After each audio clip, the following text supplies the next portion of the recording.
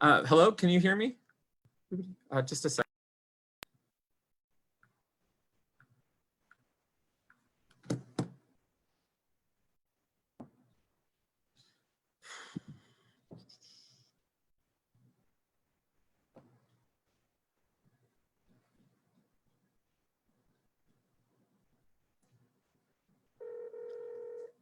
Hello. Hey, can you hear me? Like, am I on?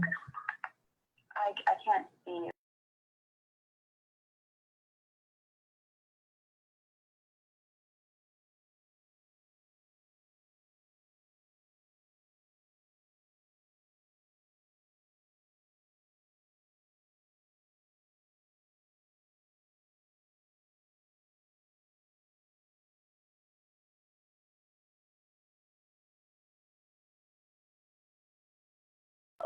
Okay, hi everybody. Sorry about all the technical difficulties. I was just confirming whether or not y'all could hear me, and I guess you can.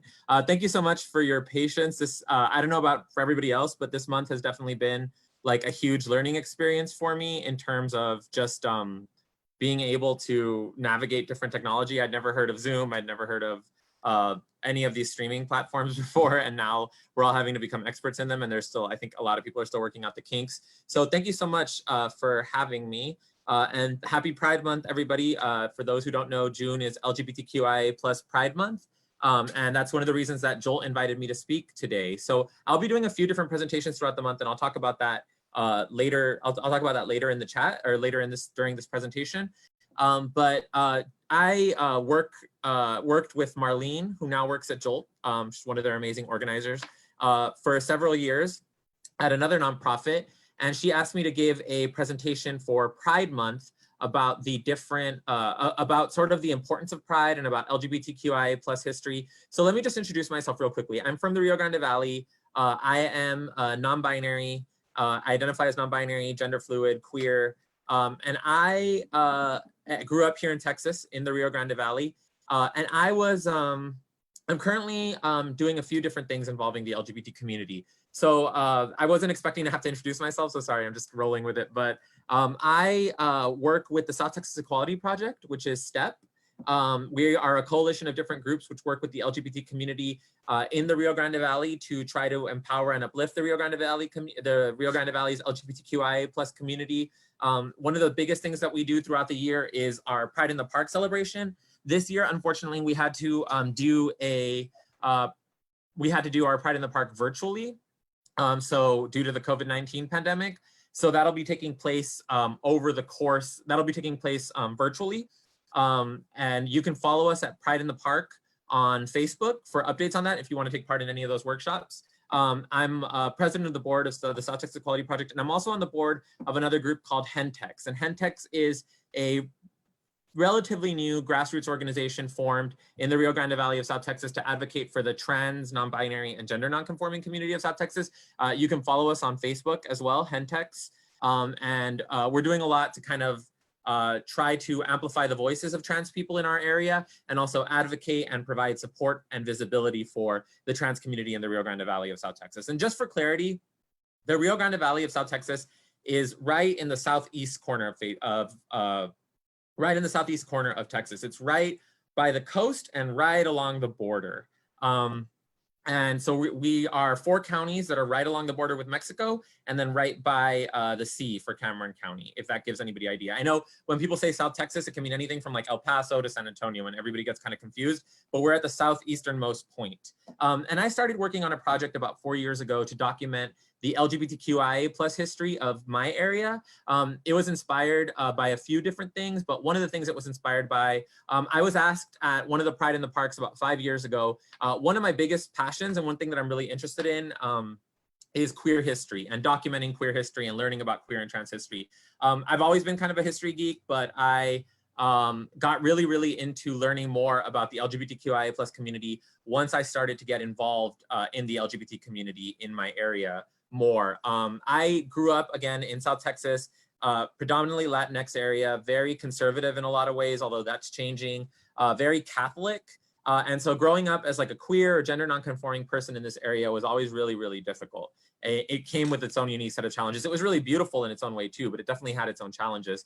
And I never thought that I could live where I live in the Rio Grande Valley of South Texas, in this primarily Latinx community, and be myself, be authentically myself. Like generations of queer and trans people who had grown up in the Valley before me, I always thought I would have to leave the Valley to be able to live as my authentic self. And I ended up moving back here about 6 years ago and got really, really involved in the local LGBT community. And that kind of gave me this hunger to learn more about the history of the LGBT community in my area, but there really wasn't a lot written. One of the things that we're famous for, and I'll talk more about it in the presentation, is Gloria and Saldua. So for those who don't know, Gloria and Saldua is a native of the Rio Grande Valley. She was a Chicana writer and scholar who wrote several books that kind of changed the way we think about Latino studies and about feminist studies. And one of her most famous books is called Borderlands, La Frontera. And she had documented a little bit of the history, but she'd left the Valley in the 1970s, and she'd always lived, like a lot of people who felt that they couldn't live here and be their authentic selves, she'd always lived in other parts, right, in other parts of the country. And she was this hugely impactful scholar, but we don't really grow up hearing about her in the Valley, unfortunately. So there wasn't really a lot out there. So I kind of took it upon myself, with the help of some other people, to start to document this history and to see what history there was there. And initially, I really thought there wasn't much. Fast forward to about 5 years later, and I've curated an exhibit on the Valley's LGBTQ history to kind of show our community roots and how we got to be where we're at, because it's so much easier in 2020. There are still a lot of challenges. There's still a lot of work we need to do to uplift our Black queer siblings, to uplift our trans and gender nonconforming siblings.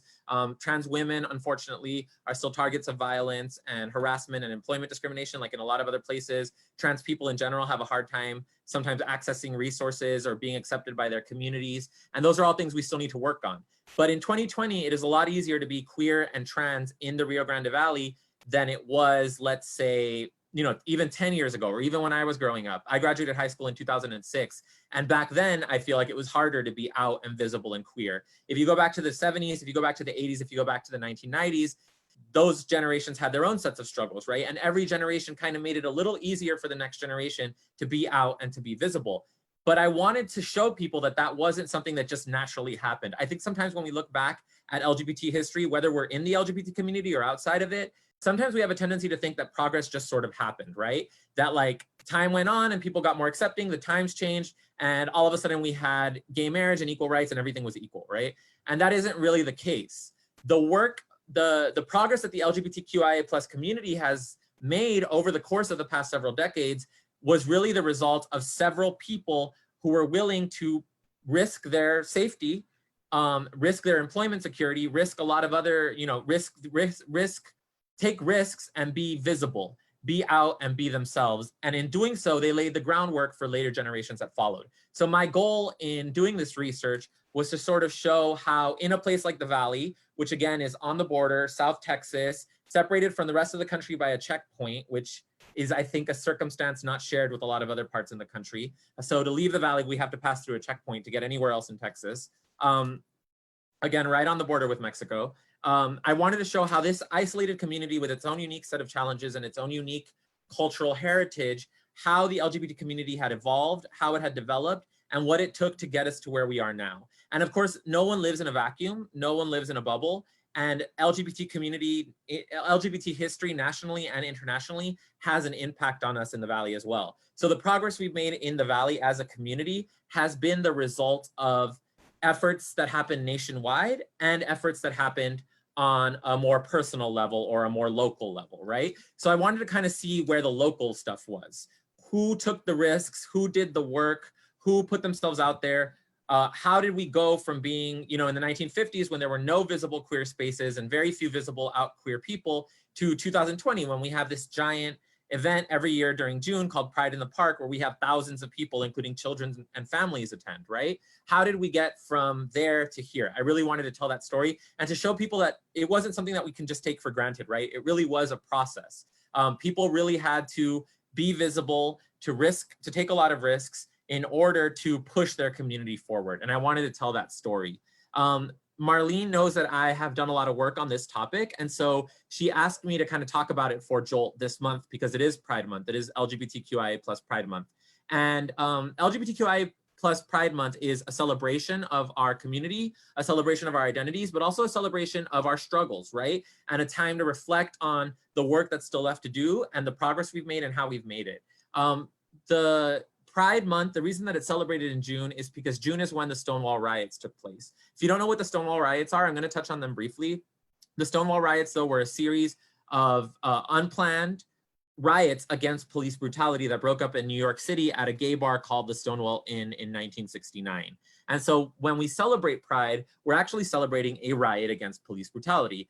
And the reason that that riot was so important is because it was really the spark needed to jumpstart the modern day LGBTQIA plus movement for equality. So a lot of our fight for equality can be traced back to political efforts that were inspired by that riot. So really that riot was the birthplace of our modern day LGBTQIA plus rights movement. We weren't really sure exactly how to do this, how to tailor this talk. I'll be doing some talks through Pride in the Park later in the month, talking specifically about the research that I've done in the Rio Grande Valley and about our community. And that will be more sort of like, this was the 1960s, this was the 1970s, and sharing more of the research I've done. For today's talk, we kind of wanted to take a step back and look at what the importance of, why is queer history important and why is Pride Month important? And why is it important to remember our history as a queer and trans community and to reclaim our history as we move forward, right? So I'm gonna go ahead and share my screen. I've never done this before, so hopefully it goes, hopefully it goes well. Just a second. Sorry.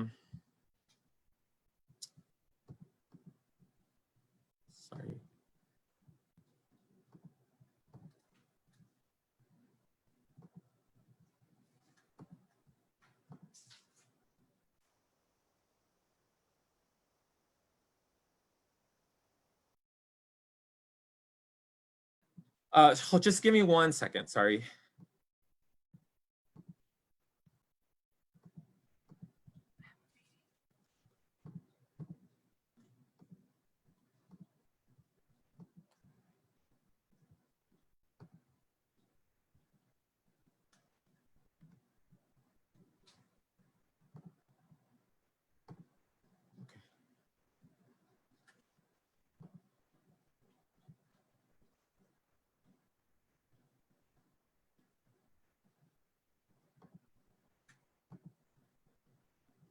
Can everybody see my screen? Oh, there we go.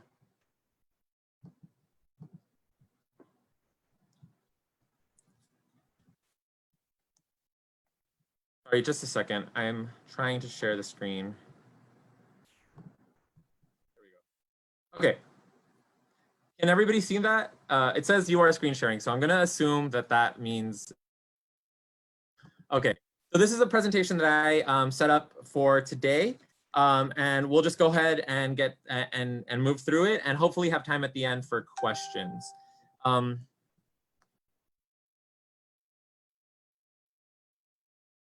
so the title of the presentation is The Meaning of Pride Month, the Importance of Queer and Trans History and Intersectionality. So we're going to talk a little bit about why history is important, why it's important to know our history, to move forward with our history, and to document our history. And we're also going to learn a little bit about queer history in general and who gets left out of queer history, why it's important to tell it. And we're going to talk a little bit about the concept of intersectionality. If you're not familiar with that concept, it was created by Kimberly Crenshaw in 1989. She was she's a Black scholar, and she used it to describe the different ways in which people's experiences overlap and intersect based on the different identities that they have. And I'll talk about it a little more in a second. So, and hopefully we'll have time for questions at the end. So what are we talking about today? Why is history so important? Who gets left out of history? Who tells our history? How is history important? Why do we tell our stories? And why should we tell our own stories? So I'm going to share a few quotes at the beginning by some of my favorite queer icons. I think growing up as a queer or trans person, a lot of times what you have to do is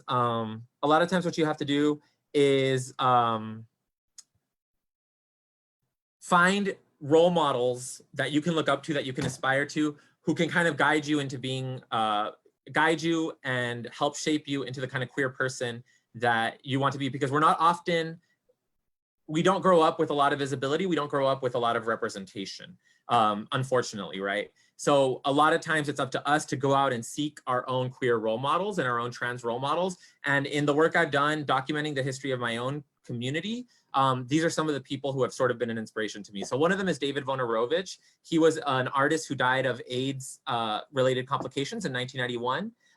And he said history is made and preserved by and for certain classes of people. So a lot of times when we talk about history, we think of it as a set thing, right? We all take Texas history and then American history, and we think that history is just an objective documentation of all the facts that happen, but it's not true. What we think of as history and what we're taught is history is something that is curated by people, and it's curated to tell a particular story. So it's usually curated by the dominant group to reinforce the values of the dominant group.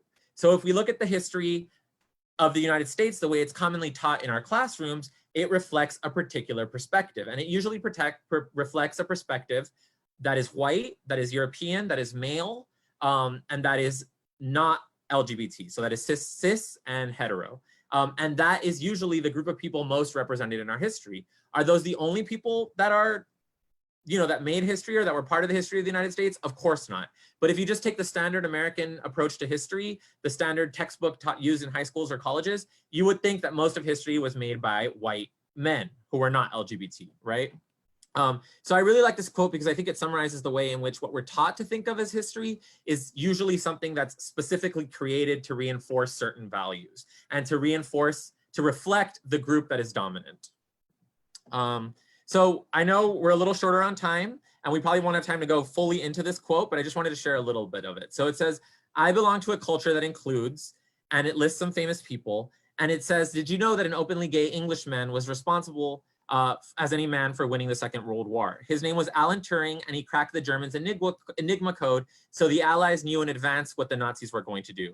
And when the war was over, he committed suicide. He was so hounded for being gay. Why don't they teach any of this in schools? If they did, maybe he wouldn't have killed himself, and maybe you wouldn't be so terrified of who you are.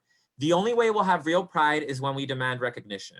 It's all there. All through history, we've been there, but we have to claim it and identify who is in it and articulate what's in our minds and hearts and all our creative contributions to this earth. And until we do that, and until we organize ourselves block by neighborhood, by city, by state, into a united, visible community that fights back, we're doomed. So this is by a playwright named Larry Kramer, and he wrote a book called The Normal Heart, a play called The Normal Heart, I'm sorry. And he was also an activist in the 1980s when the AIDS epidemic first hit the United States. And it took those in power, so governments and other bureaucracies, a really long time to respond to the AIDS crisis because of the people who were being affected by it. At first, it primarily affected queer and trans people and other groups that were deemed outside of the mainstream. And so because of that, the government did not respond as quickly to the AIDS crisis as it would have had it been affecting, straight, cisgender, white, middle-class people. It was a lot easier to ignore for several years. And Larry Kramer was one of the loudest voices in the fight to get the government to respond to AIDS and to allocate resources for AIDS funding. He started the Gay Men's Health Crisis and then later started ACT UP, which was one of the most influential and most visible AIDS activist organizations in the 1980s and 1990s. But I really like this quote, and this is one of the biggest quotes that inspired me to try to document my own community's history, because it talks about how LGBTQ plus people are often erased from history. We learn about a lot of these people, but we don't often learn that they were queer or that they were trans or that they were bi. We just learn about them and that part is cut out of the history. And what does that do for queer and trans people who are learning history in a classroom? They often don't see themselves, right? So they don't know that they have a history and a heritage that they can be proud of. They don't know that queer and trans people have contributed to culture, to history, to the arts, to winning World War II, right? And so it's a lot easier for queer and trans people to feel invisible or to feel like they've never made any contributions. Leslie Feinberg, they were a trans historian who passed away about 10 years ago. And they wrote a book called Transgender Warriors, which was one of the first books to try to be a comprehensive history of transgender people.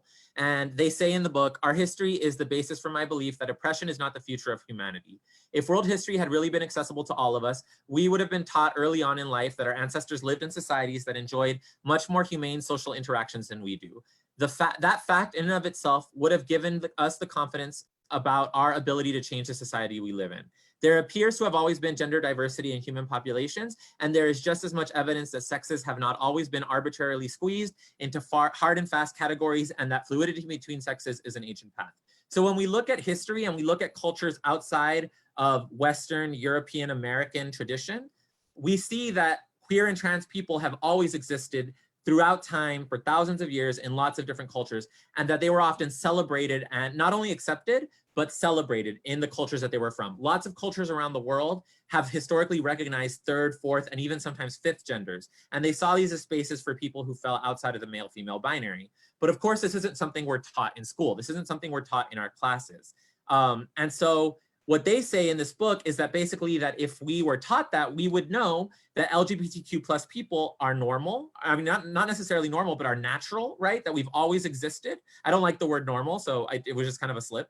I meant to say natural, but that LGBTQIA plus people have always existed, that we're a natural phenomenon that exists across time and across different cultures, and that we have a history and that we should be proud of that history. It also lets us know that we have the power to change society. We have the power to change our culture. In European and American history, especially over the past 500, 600 years, LGBTQ plus people have been heavily discriminated against and oppressed, right? A lot of times being LGBTQ, being outwardly or visibly queer or trans was something punishable by death or some other kind of social sanction. And so our history is one of survival. Our history is one of fighting back and finding creative ways to fight back against the oppression that we're faced with. And if we were taught that, we as queer and trans people when we're growing up would know that we have the potential to not only survive what we're going through, but to fight back and change it, right? But we're not taught this history, and that's why it's so important to reclaim it and teach it for ourselves. This is Lou Sullivan. Lou Sullivan was one of the first openly gay trans men, and he died of AIDS-related complications in the early 1990s. But before he wrote a book, before he died, he wrote a book called From Female to Male, The Life and Times of Jack B. Garland.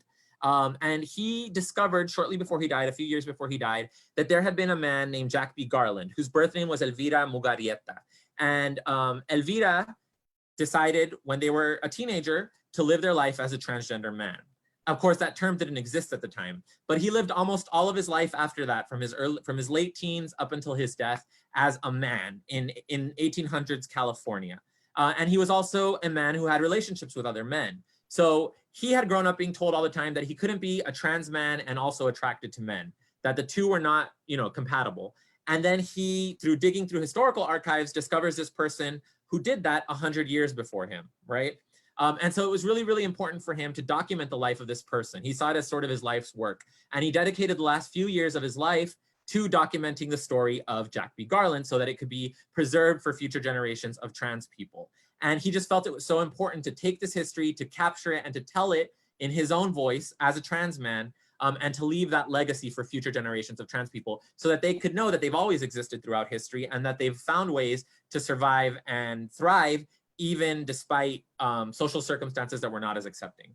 And I really like this quote from him. It says, "How strange it seems that education in practice so often means suppression, that instead of leading the mind outward to the light of day, it crowds things in it, upon it that darken and weary it." So he talks about how education, what we think of as education, mainstream education, right, is so often more about suppression. It's about teaching us that certain things are right and certain things are wrong. And so it's really about conditioning us to believe that certain points of view and certain experiences are the correct way, and it often leaves out a lot of people. This is Christos. They're a two-spirit poet and writer, and they talk about their own identity as they're a Menominee indigenous person, and they talk about their own identity as a indigenous LGBTQ plus person. So they say, life among First Nation people before first contact is hard to reconstruct. There's been so much abuse of traditional life by the Christian church, but certain things have filtered down to us. Most of the nations that I know of traditionally had more than two genders. It varies from tribe to tribe. The concept of two-spiritedness is a rather rough translation into English of that idea. So if anyone's ever heard the term two-spirit is a term that's used to refer to traditions of gender and sexual diversity in indigenous North America or across the Americas. And before European contact, most Native American ethnic groups that we have documentation of and who continue to exist into the present day not only accepted people we would today consider LGBTQ+, they often celebrated them, right? And it's important not to make generalizations because every ethnic group and every tribe had its own unique traditions when it came to gender variance and to sexual diversity. But the point is that they were viewed as natural, that they were viewed as a part of life and that they were accepted by their communities. And again, sometimes even celebrated. When I first learned this, it was such a shock to me because it was just so different from how I had been taught to think of my own queerness or my own gender variance, right? So this idea that, 300, 400 years ago on the land that I'm standing, on the land that I, grew up on, gender diversity was accepted and was often celebrated, right? And that's something that's often purposely left out of the history books because it would give evidence that the European point of view is not the only one, that there's other diverse ways of looking at the world, but two, it would also challenge the idea that queerness or transness is this brand new thing, that it's this thing that came out of nowhere, that millennials invented it. I identify as non-binary, and a lot of things I've heard about non-binary gender identity is that it's this like brand new thing, right? That millennials were bored and we made it up on Twitter and Tumblr just to get attention. But if we look at history, for thousands of years, there have been people who have been outside of the male-female binary. And that's why it's so important to learn that history on our own terms. This is Joan Nessel. She's the founder of the Lesbian Herstory Archives in New York. And this quote has been a huge inspiration for me. She says, "History is not a dead thing or a sure thing. It is lived with our choices and our dreams. It is the story of our glories and our sadnesses. It is always a collective memory as complicated and contradictory as people who lived it. But it is always a people's story. Let our tale be marked by our knowledge of what had to be done and let it shine with the passion of our attempt." One of the lessons I have learned in trying to live with history is that for every repression, we have found a suitable form of resistance. Our history is the chronicle of our vitality, our passion, our cunning, and at many times our integrity. So she was one of the first voices in the modern LGBT movement. This was in the 70s and 80s, to start to try to tell queer history from a queer perspective. And she started the Lesbian Herstory Archives to document lesbian history, or as she would say, lesbian herstory, from a lesbian perspective. And it's something that's grown, it's something she used to house in her own apartment, and it's grown to this giant archive that catalogs lesbian history from across hundreds of years and lots of different cultures and countries.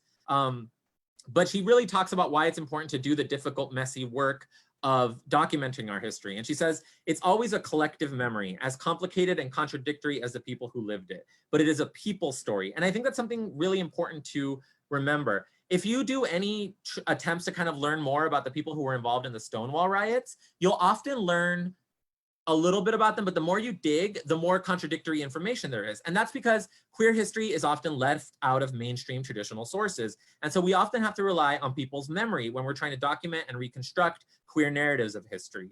And memory is tricky, right? Sometimes I don't remember what day it is. I often forget what I did 2 months ago, or if I look back at something I did years ago, sometimes I'll struggle to remember what year it was. When I first started doing the work of documenting the history of my native region of the Rio Grande Valley, I often got really frustrated because I would think something happened in a particular year and something had happened in a particular month, and then someone else would tell me something completely different. And I just kind of had to learn that it's okay to make mistakes, it's okay to not get it all right, and that when you're dealing with oral history, you're dealing with people's memories. Not everybody remembers things exactly the same way, and not everybody has the exact same memory of what occurred. It's still important to try to document it, to try to reconcile it, but to leave space for that, to leave space for different methods of reclaiming history and different methods of telling history. I also like what she says about that for every repression, we have found a suitable form of resistance. So again, in the United States and in a lot of other parts of the Western world, queerness is something that's been punishable by death or imprisonment or beating or losing your job, losing your family. In some places it still is, but that's been very much our history for the past few hundred years. Regardless of what came before, Anglo-American, Western, European Christian thought often taught us that there was something wrong with it. Our very existence was wrong and it had to be corrected and it had to be punished. But one of the beautiful things about learning our history is that no matter what the repression was, we always found a suitable form of resistance. We always found a way to fight back, to take care of each other, and to survive. And I think that's one of the most beautiful lessons we can learn from queer history, is how do we fight? It's also one of the things that we can take as a blueprint for future movements of resistance, right? How do we include more people in the future? How do we fight back against future forms of resistance, of repression? Because unfortunately, if you look at the laws there are still lots of ways in which our community is under attack today. There's still lots of states in which they're trying to make it illegal, for example, for a transgender person to update their documentation to match the way that they identify, right? There are laws all across the South that are trying to limit our rights, walk back our rights, or take away our rights. And we don't really have time to go into all of those today, but there's people trying to pass these laws. And so it's important for us, as we work on how we as a community are going to resist that, to look back at the past and look at the ways in which our queer and trans ancestors resisted repression and fought back against repression. So this is a book that I just finished earlier this month, or actually last month in May. And if like a lot of you, I've had a lot of time to just be at home. So I've been doing a lot of reading, which is great. And this book just came out last year in 2019. It's called Evidence of Being.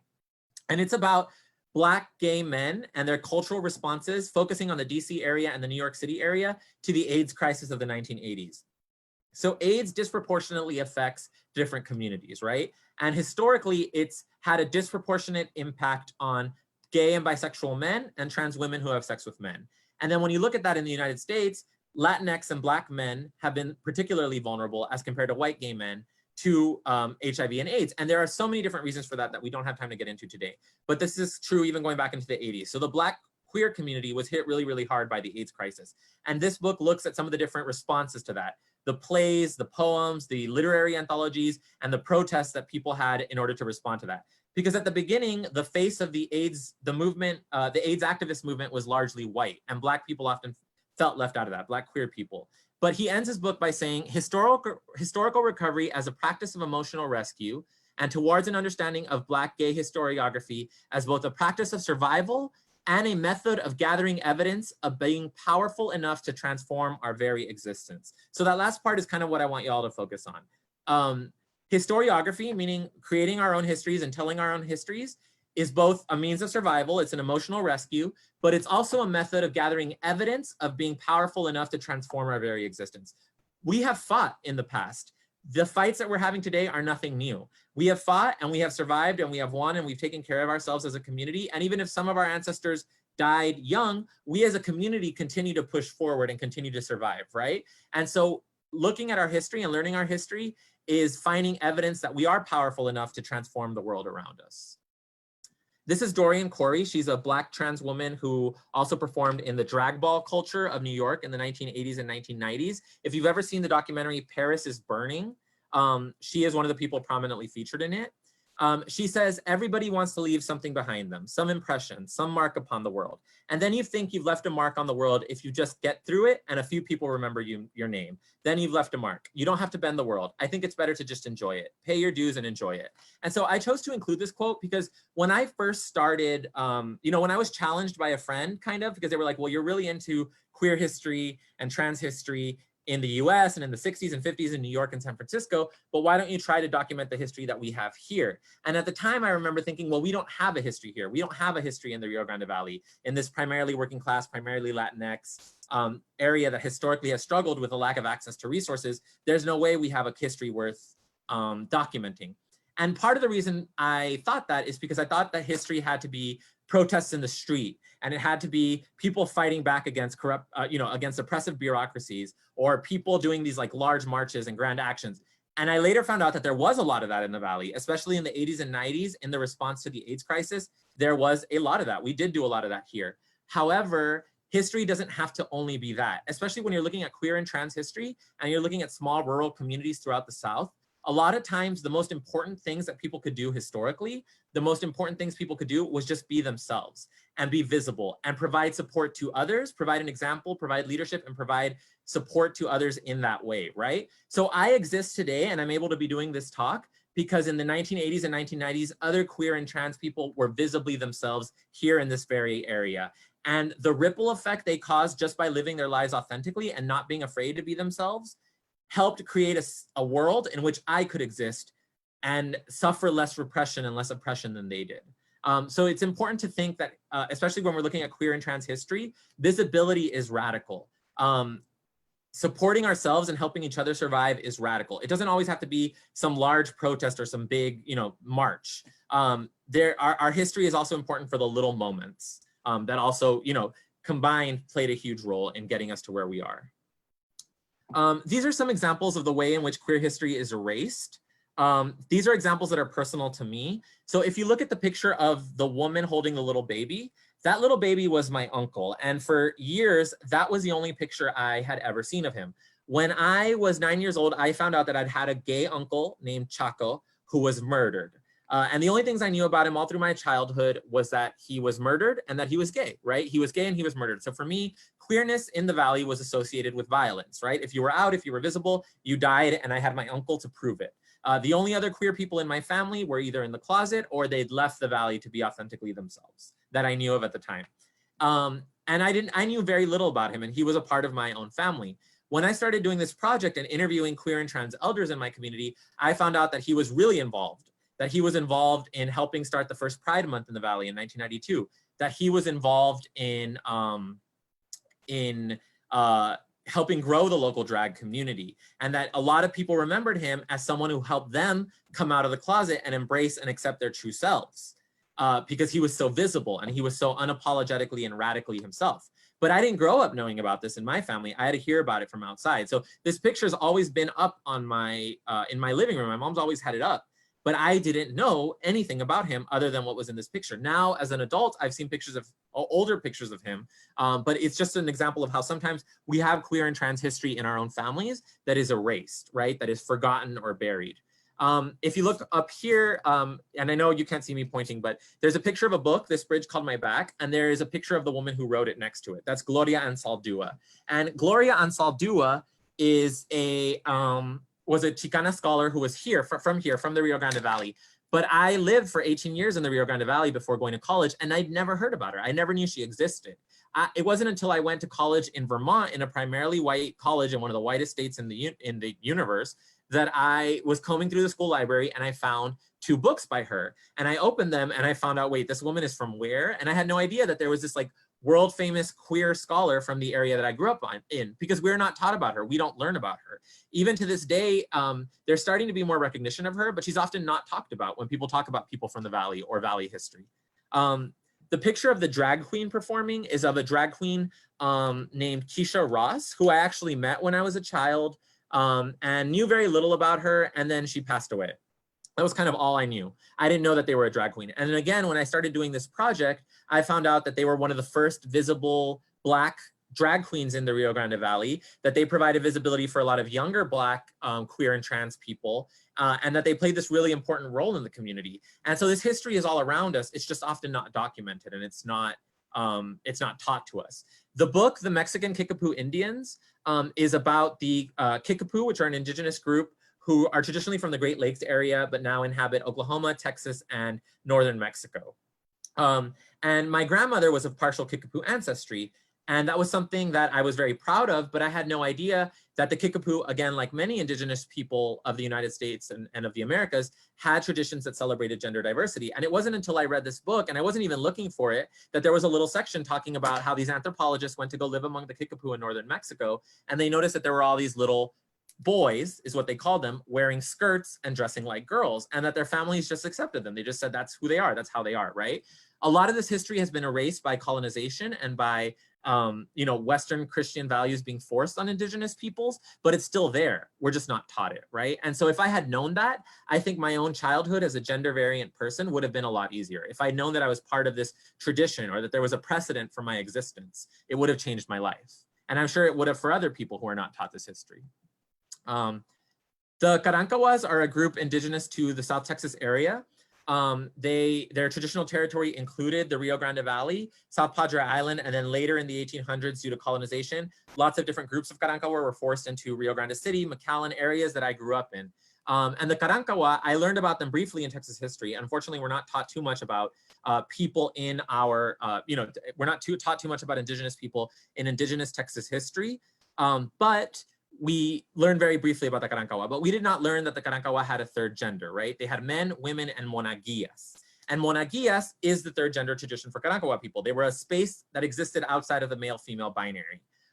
Very little of this tradition was documented, and there's been very little in general documented about Karankawa culture, and the few books that exist about the Karankawa are usually told from a mainstream perspective. Now, I've read maybe 5 or 6 children's books about the Karankawa, and you would think that there's so little information about their material culture available that they would include this, but they don't, and it's for a reason, right? Because queerness isn't supposed to be taught to us as something that's existed throughout time, or as something that's existed here in the borderlands, in the Texas borderlands, right?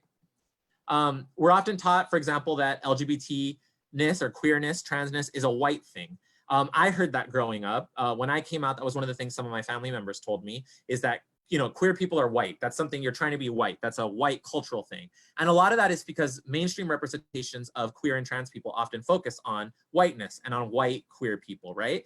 But if you look at, for example, Mexico and Mexican history, you'll find rich examples of queer and trans people throughout time. There's the Muxe, which is a third gender tradition of the indigenous people, Zapotec people of Oaxaca.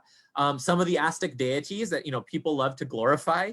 There's evidence that some of them were depicted as having same-sex relationships or as being patrons of same-sex people. Frida Kahlo is probably the most famous Mexican artist. She was bi, and she also played with gender in a way that maybe today she would have identified as gender nonconforming. We don't know, right? But there's a lot of pictures of her dressed like this. And she was openly bisexual and had relationships with women, but that's not something we're always taught. Maria Felix is an iconic Mexican actress who is also documented to have been bisexual according to some sources. But again, we're not taught that. Some other examples of how queerness exists in Latinx culture and in Latinx history all around us. Look at some of these images of gender variance. The cartoon by Jose Posadas is of a dance of Mexican men, some of whom are in drag and might have identified as trans women, at a ball in the early 1900s. And that ball was broken up and the people were punished by being forced into hard labor in the Yucatan. There were a few who were rich enough to use their family's influence to get out of that situation, but the majority of them were sent off to hard labor and punished because that was the crime for being caught being homosexual or being dressed in clothing belonging to the opposite gender, right? Because that's the language that was used at the time. And we're not taught about that when we're taught about Mexican history. Walter Mercado, Ana Gabriel, Casimiro, these are people that exist as Latinx cultural icons, but we're not often taught about their queerness or their gender variance, or it's pushed aside, right? I'm gonna talk really quickly. These are some people that I encourage you to learn more about. Trans history, when trans history is told, it's often told from a very white, very cis, very white perspective. So even when trans people are included in histories, it often focuses on white trans people. For a lot of American trans historians, trans history in the United States starts with Christine Jorgensen, who was a white woman, who was one of the most visible trans women and one of the first trans women to have gender confirmation surgery. But there's trans women like Marie Jones, who was a Black trans sex worker living in New York in the 1800s, who scandalized people for her trial when she was accused of stealing from some of her clients, some of the male clients that hired her for sex work. Her gender identity caused this huge scandal. She was one of the most visible trans people at that time, and she was Black, and she's often left out of the history. I don't know if we even know how she died or about her later life after that trial. Lucy Hicks Anderson was another Black trans woman who fought to be recognized as a woman by the law in the 1930s and 1940s. Queen Nzinga was a Black ruler of Angola, and she is famous and viewed as a national hero because she resisted Portuguese colonization for decades. Her legacy is a little complicated and we don't have time to go into it today, but Angolans also traditionally had, in Angolan culture, there was a third gender tradition, and these are some of the people who were in that third gender tradition on the other side. Queen Nzinga dressed as a man and ruled as a man. And she also had a harem that was made up of third gender people who were assigned male at birth, but lived and presented as female. Really cool history. Obviously, it's hard sometimes, and we want to be careful about assigning labels to historical people who didn't use those labels for themselves. So at the time that she existed, there wasn't terms like transgender or terms like non-binary. We don't know exactly how she would have identified, but it's important to look at these examples of historical gender variance. Carlette Brown was an intersex Black woman who she identified as transgender, and she became famous in the United States because she was caught trying to leave the country to have gender confirmation surgery. And she created this like national stir. But again, we don't often learn about her, even when we're learning about LGBT history. Crystal LaBeija was a Black trans woman who was so upset when she lost a pageant to a white trans woman performer that she broke off from the mainstream pageant system in the 1960s, and she sort of started these drag houses in New York. And that created its own revolution and gave Black and brown, trans and queer people in New York their own spaces where they could exist on their own terms and compete in these drag competitions in ways that reflected their own cultural values. And she gave space to a lot of people who had been cut off from their biological families of origin, and she gave chosen families to them. If you've ever liked RuPaul's Drag Race, if you've ever enjoyed drag, you owe it in part to this woman, and we often don't learn about her. Bayard Rustin. You know, a lot of people love to talk about Martin Luther King. Unfortunately, they like to simplify his legacy, and they like to say, you know, Martin Luther King would have been against this, and Martin Luther King would have been against that. His image has sort of become commodified, especially by white conservatives. Martin Luther King's right-hand man was a man named Bayard Rustin. He was a queer Black man who was helped him organize the March on Selma. So we often don't learn that the civil rights movement in the United States, that one of the driving people behind it was a Black queer man. He's completely left out of the history books. We learn about Martin Luther King, but we don't learn about Bayard Rustin, and there are reasons for that, right? Tracy Africa Norman, one of the first Black trans supermodels, her career ended when she was outed as being trans in the 1970s. Lady Chablis, first trans person to play a trans character in a major motion picture. She was in the Garden of Good and Evil in the 1990s. John Retche is a queer Chicano author who wrote a book called The City of Night that was hugely influential in LGBT culture in the 1960s. It was one of the first depictions of this sort of growing queer community that existed in places like New York and San Francisco. And it was the first exposure a lot of people had who were living in small towns like where I grew up. Gloria and Saldua actually read this book when she was a teenager. One of the first exposures people had to queer and trans life. And he was a Chicano person. We often don't learn about him. This is Amelio Robles Avila. He was a trans man who fought in the revolution. And he, and I know we started a little late, so I'm gonna take like 10 extra minutes and hopefully get through all of this. That's okay with everybody. He was a queer trans man, a trans man, Afro-Mexican trans man who fought in the revolution. And after the revolution, he became the first trans person to be recognized by the Mexican government when he fought to be recognized as a male veteran when he received his veteran's pension. Lawson and Hicks were two Apache Two-Spirit people. They were assigned female at birth, but they fought with Geronimo's men for the majority of his campaign, and they were also in a relationship with each other until one of them passed away. I'd seen this picture lots and lots of times. My dad actually has a copy of it, and I'd never noticed that there were two people in the back who appeared to be women, right? But they fought with the men. So when the men surrendered, when Geronimo's group was forced to surrender to the United States military after a decades-long campaign fighting against them, they were with them. They were in that picture. But that's an example of how queer and trans history can literally be right in front of us sometimes, and we just don't see it.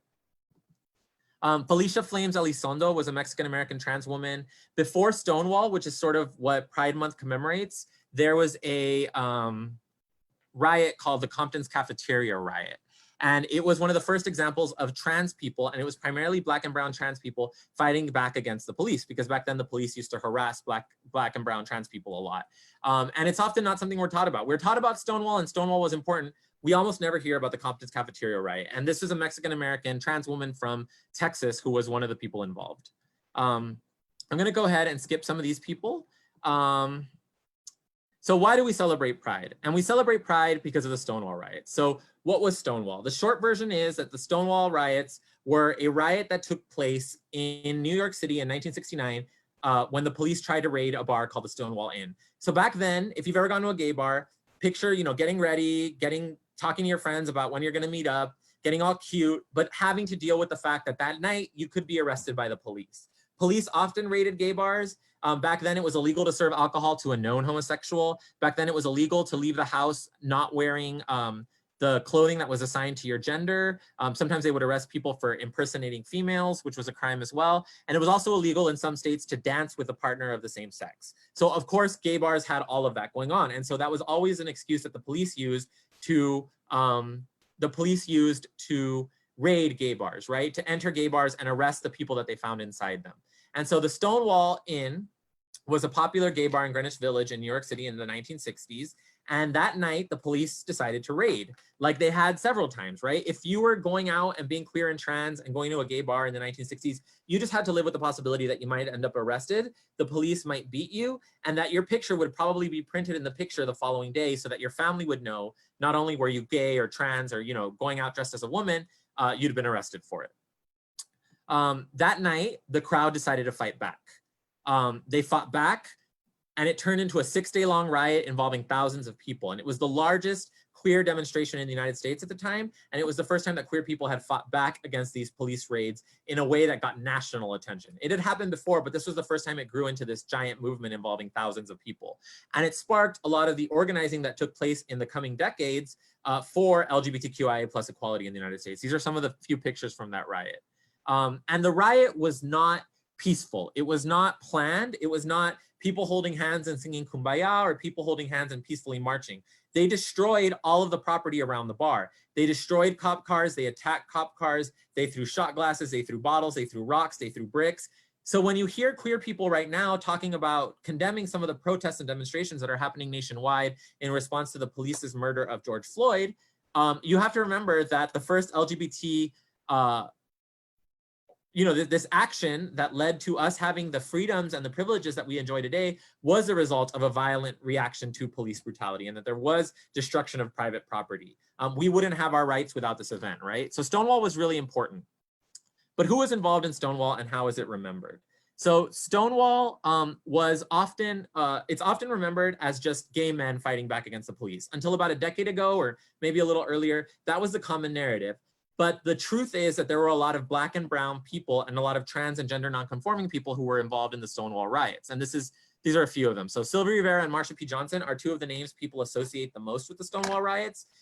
Sylvia was a trans woman of Mexican, Puerto Rican, and Venezuelan descent, and Marsha P. Johnson was a Black trans woman, and they were best friends. And their lives were so much more than just the Stonewall riots. They created the first shelter for trans youth in the United States, the Star House. They were involved in political organizing all their lives. But they are often remembered as two of the names most commonly associated with the Stonewall riots.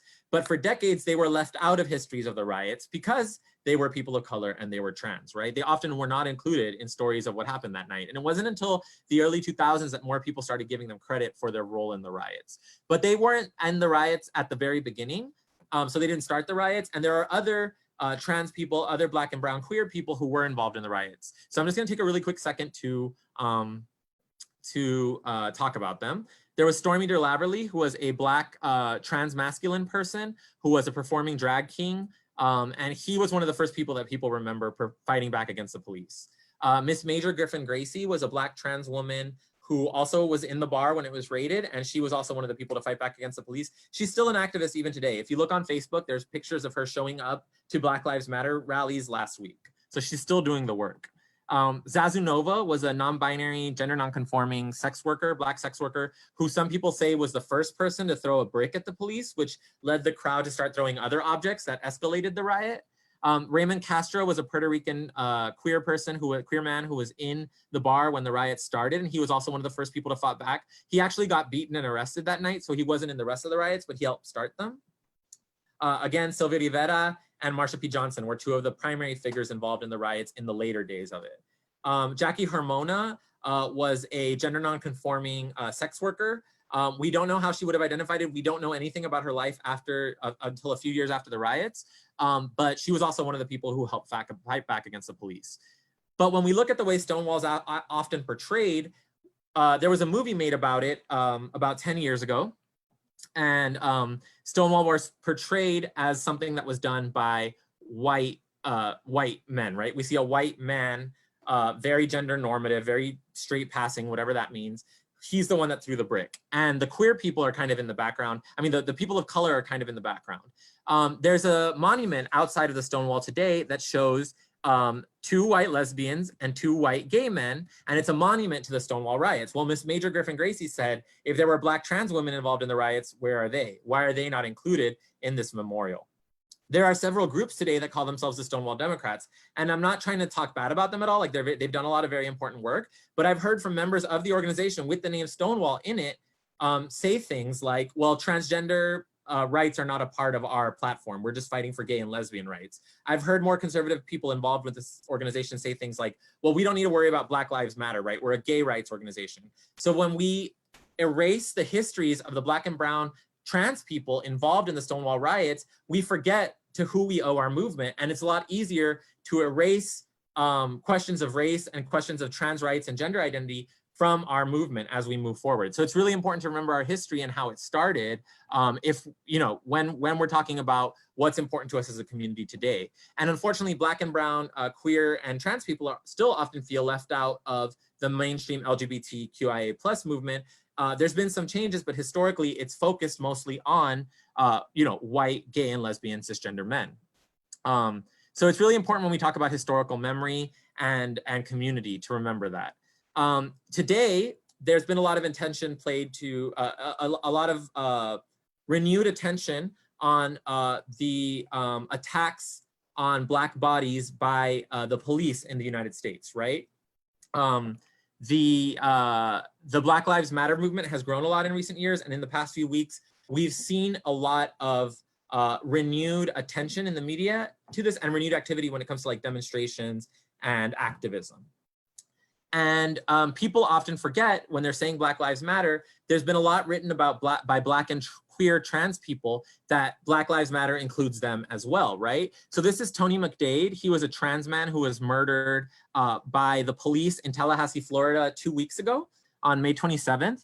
And we haven't heard a lot about him when we are looking at police coverage of the Black Lives Matter movement, or media coverage of the Black Lives Matter movement, or media coverage about demonstrations in support of the Black Lives Matter movement. We don't often hear about him. And part of that is because he's trans, right? So he's erased from that. Ayanna Dior is a trans woman who was beaten in Minneapolis, Minnesota.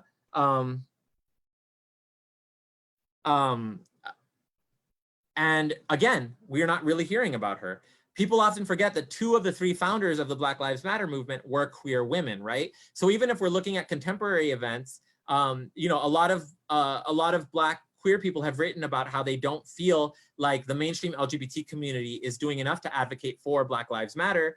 And at the same time, they might feel left out of the Black Lives Matter movement because of their gender identity or their sexual orientation. So it's really, really important to remember our history and our roots when we're looking at how to respond to current events. This is a sign, a demonstration saying Black Trans Lives Matter in a park in New York at a demonstration. So there's a term called intersectionality, and I know we're running out of time, or we ran out of time, so I'm not going to go too deep into it right now. But intersectionality is a lens through which you can see where power comes and collides, where it interlocks and intersects. It's not simply that there's a race problem here, a gender problem here, and a class or LGBT problem there. Many times that framework erases what happens to people who are subject to all of these things. So this was a term coined by a Black scholar named Kimberly Crenshaw in 1989. And she wrote about this term to talk about the ways in which both racism and sexism affect Black women. So her argument was basically that Black women live at an intersection of race and gender. So you can't talk about their experiences without taking both of those into account. You can't separate the racism and the sexism they experience into 2 separate things. Intersectionality is really important when we're talking about queer history, because it's important to look at, even when queer history is documented, who's left out, right? Sometimes queer history often focuses on white gay men. There's a book that I got at Half Price Books 2 weeks ago called The Gay Metropolis that I was really excited to read. And then I found out that it only mentions a Black queer person 1 time. And it's supposed to be a history of gay New York. So it doesn't talk about the drag balls. It doesn't talk about the Black people involved in the Stonewall Riots. It doesn't talk about any of that. It's told from a completely white perspective. So people are queer, but they're also members of a racial group or an ethnic group, or they're trans, or they're gender nonconforming. And it's hard to separate all those different aspects of a person, right? So if we look at the history of Marsha P. Johnson, she wasn't just a trans person, she wasn't just a queer person, she was also a Black trans queer person, and a person with AIDS. And all those different things intersected to create her life, right? And all of those different things are important to take into account when we're analyzing and looking at her life. So when we look at our history and our movements, it's important to remember intersectionality and to include people who live at different intersections of race, gender, sexual orientation, and identity. This quote, I think, sums it up really well. It's from Audre Lorde, who is a Black queer scholar, who said, "There is no such thing as a single issue struggle because we do not live single issue lives." And I think that's a really, really important and powerful statement.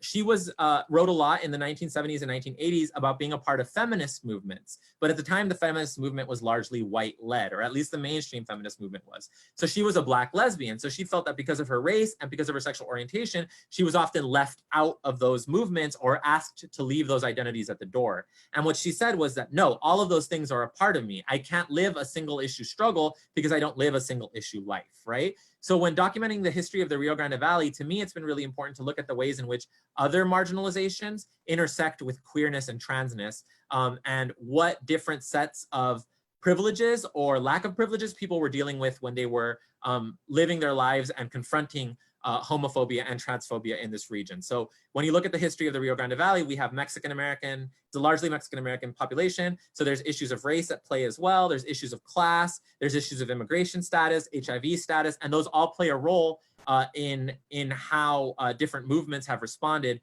to homophobia and transphobia. And so it's been really important for me to try to remember intersectionality in the work that I'm doing. So I'm going to talk about that really, really quickly. I'm sorry. So documenting my own community's history. Again, 5 years ago, I started doing interviews, oral history interviews with queer and trans elders in my community to try to piece together and reconstruct a historical narrative that told the story of how the Rio Grande Valley's LGBT community got to be where it's at today. And these were some of the questions I wanted to ask. What was daily life like for LGBTQIA people in the Valley in previous generations? What were spaces that were important to the community? How did people find and create community? What were the risks that people faced if they were visibly out? And what firsthand documents did the community leave? Art, pictures, other artifacts. This was really important for me to do because as I quickly find out, this wasn't something that I could Google. I couldn't just Google like the queer and trans history of the Valley and find it all neatly summed up for me. It was work that I had to do, right? So I started collecting these interviews, not really knowing what I was doing with them. And then I created an exhibit on Valley LGBTQ history that is exhibited every year at our Pride in the Park event in June. And the reactions I got from people who had no idea that any of this history existed, that there had been visibly trans and queer people and spaces in the Valley in the 60s, 70s, and 80s and 90s, a lot of people told me that they'd never been taught any of this history. So I realized I was filling a really important void, and I hope other people do that as well, right? I hope other people do the work of documenting their own histories from their perspectives. I think it's really, really important. A lot of stuff when people write about minority communities, whether that's sexual and gender minorities or racial and ethnic minorities, a lot of times that history is told by people in academia and predominantly by people who are not a part of that community. So I think it's really, really important for people to tell their own community, their own histories from their own perspectives. And so one of the things I'm working on now is a documentary called Pansy Pachanga. It's named after one of the first Pride events in the Rio Grande Valley in 1992. It was actually the culminating event of the first Pride celebration in the Rio Grande Valley. And it's a documentary that seeks to tell the story. I'm working on it with two really talented filmmakers, Charlie Vela and Ronnie Garza. Ronnie Garza is my co-director on it. And all of us are Valley natives. And we're all trying to tell stories from this region that reflect the values of this region and the culture of this region, right? We're trying to tell it from the perspective of people who are from this community and doing the work of documenting a community that when you hear about it, it's usually in a negative context, right? We often hear about the border in terms of the drug war, in terms of our country's broken immigration system, but there's very few stories from the border told by people who are from the border, told from a perspective of someone who's from this culture and from this community. So that's what we're trying to do with this documentary. Some of the sources I used to start doing this research, oral history interviews, right? Talking to queer and trans elders. And one of the heartbreaking things about this is finding out that because of the AIDS crisis and because of violence, a lot of trans and queer elders were taken from us too soon and are no longer here to tell their stories. So it was kind of up to some of the people who knew them to fill in some of those gaps. Photographs can tell a lot. I've managed to collect from the start, I think I had like 10 photos. I have now hundreds of photos documenting queer and trans life in the Rio Grande Valley from the 60s to the early 2000s. Publications from within the community. So in the Rio Grande Valley in the 1980s and 1990s, there was this magazine put out by the community called In Touch magazine. And it was like the scene style publication that was distributed at all the different gay bars, because at the time there really wasn't any information being distributed to the local queer and trans community. So a group took it upon themselves to create a publication that was made by the LGBT community in the Valley for the LGBT community in the Valley. Letters that people wrote to each other were a great source, and then general publications like The Monitor, the Houston Press, Rio Magazine, some publications that were not aimed at the LGBT community, but that sometimes included them. And then of course, historical articles and books, short stories were important as well to fill in some of those gaps. But it's really been a process of trying to recreate a history that has to date not been documented in one cohesive form. And that's really what our documentary seeks to do. And we want future generations of queer and trans people in the Valley and outside of the Valley to know that we have a history and that we've existed, that we've supported each other, and that we've survived. So some of the themes in our history are community, oppression, resistance, resilience, creativity, and support. I always say that I think the queer and trans community in the Rio Grande Valley is one of the most creative on earth. We've found really creative ways to resist repression and to support each other in the face of oppression and to create and find community. So I'm just going to go through some of the pictures I've been able to collect. This is my uncle that I talked about at the beginning of the presentation. Some of these are of spaces. This is of a funeral for someone who passed away from AIDS in the early 1990s. These are some short stories written by a queer Chicana writer who was from the Valley named Rocky Gomez. She wrote these stories called the Gloria Stories that document queer and trans life in the Rio Grande Valley in the late 60s and early 70s. Pictures of the first queer youth group in the Valley called the Little Darlings, and the group made up of queer and trans youth that helped plan the first Pride celebration. The pastor for the first LGBT affirming church in the Valley. Some pictures of drag queens at some of the gay bars that existed. Pictures from one of the first LGBT affirming churches. This was a bar that my uncle owned called Bumpers. That was the first gay bar owned by a gay person in the Rio Grande Valley in the 1970s and early 1980s.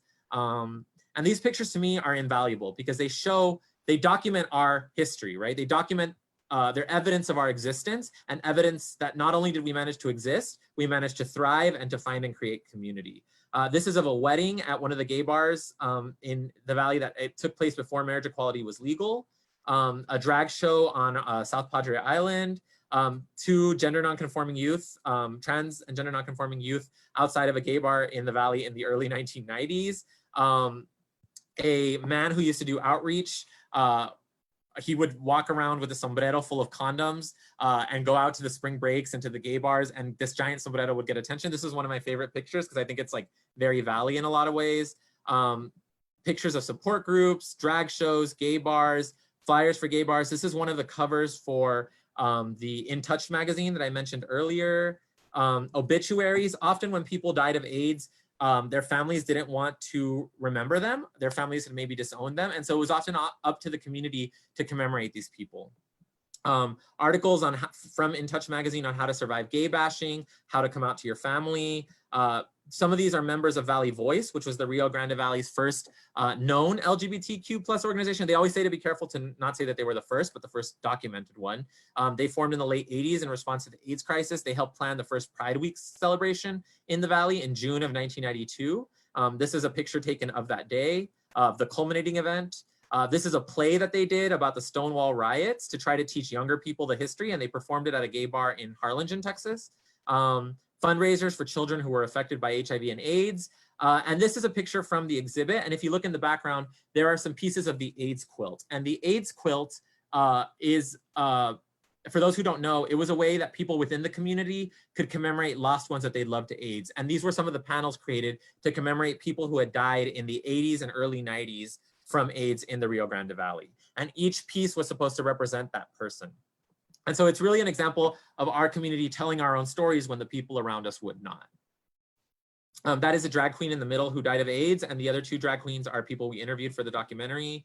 There's one of the themes in our documentary is violence against trans people in the region. One of the most visible trans people in the 1990s was a drag performer named Candy Red, who was murdered. At the same time, lots of other visible queer and trans people, including my uncle, were murdered. And that's something that we explore in our documentary. The killings remain unsolved to this day. This was the first LGBT student group in the Valley, and they did the cover of the college magazine for UTPA at the time in Edinburgh. And this was one of the most visible examples of queerness in the Valley up until that point.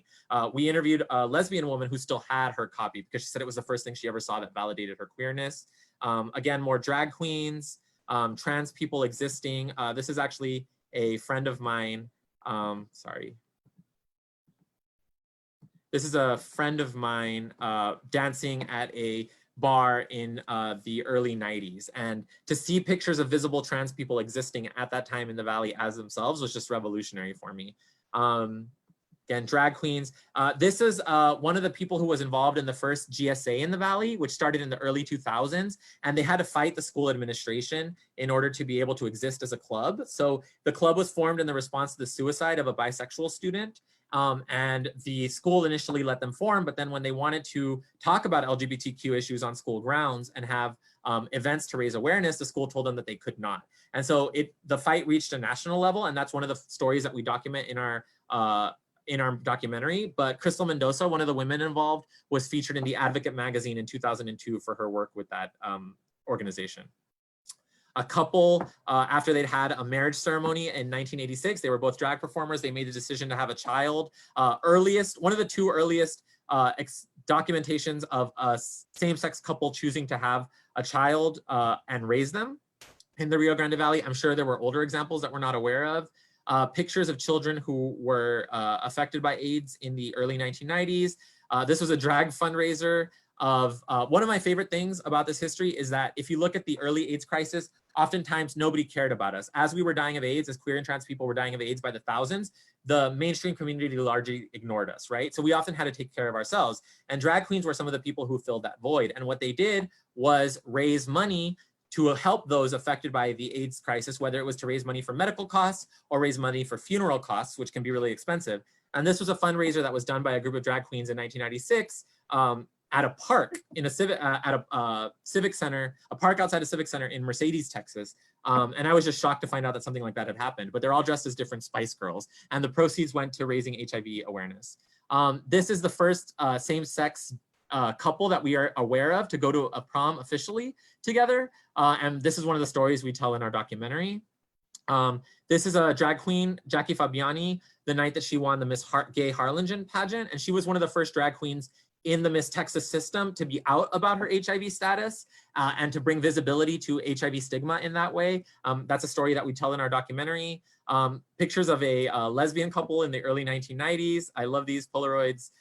Pictures of some lesbian women at a lesbian bar that existed in McAllen, Texas in the early 1990s called Just Terry's, first space primarily aimed at lesbian people that we know of in the Valley.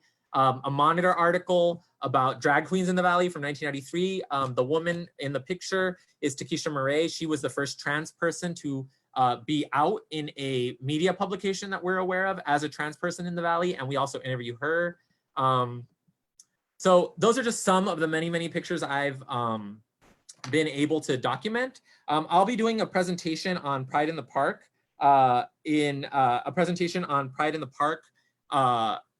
to go over some of this history more in detail. It's something I've been doing every year, and I've had the privilege to do it at the library, at the local community college, and the local university to be able to talk about this. And so it's been really a privilege to teach people about the history that they may not be aware of. And one of the things I hope people take away from this is that it's important to do the work of honoring and remembering the queer and trans ancestors that came before us, and of documenting our stories and telling our histories from our own perspectives. If you want to learn more about Pansy Pachanga, you can follow us on Instagram, Facebook, and YouTube. This Pride Month, we'll be releasing some short featurettes. We've already released 2 that you can find on our YouTube and our Facebook, as well as on our Instagram, that are some kind of sort of bonus content where we include material about some of the different drag queens that we interviewed. But doing this work is really, really important. I want to go back to that quote I shared at the beginning, that learning about our history is learning about the ways in which we've been able to change our own environment and to change our own existence. And that's really, really important to remember now and always. The documentary is not out yet, but it will be released hopefully by the end of this year. But follow us on Insta, Facebook, and YouTube in order to learn more about it and stay posted for the release. So thank y'all. I know I went way over time. This is something I'm very, very, very passionate about, something I'm very, very, I love talking about. And this was a sort of a challenge for me because it was trying to approach it from a more thematic way. Why is queer history important? Why is it important now more than ever to remember the roots of the LGBTQ rights movement and remember why we celebrate Pride, that it was originally a riot against police brutality? And I think knowing our history, learning about our history, and remembering to include people that are often left out of our history is really, really, really important. So follow me, follow Pride in the Park on Facebook. If you want to learn more about Valley LGBT history, I'll be doing a presentation specifically on that later in the month and sharing some of the stuff from the museum. If I don't think we have time for questions, but if you have any questions, go ahead and send them over to Vanessa or to Jolt, I'm sorry, make sure to follow Jolt. Jolt, thank you so much for having me. I'm kind of a mess because I was trying to squeeze everything in, so I'm sorry. But thank you for having me. Thank you so much for this opportunity, and happy Pride Month, y'all. Remember the first Pride was a riot, and remember that Black Lives Matter.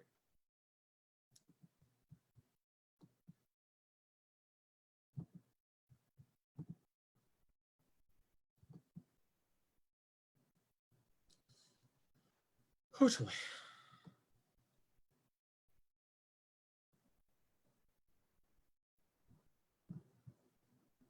What did people say on Facebook?